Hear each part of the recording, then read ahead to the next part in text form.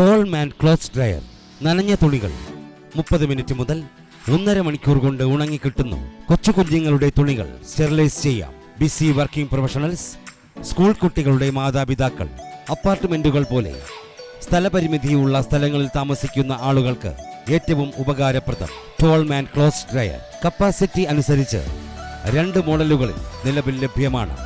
വിശദ വിവരങ്ങൾക്ക് ബന്ധപ്പെടുക 9400 328 667.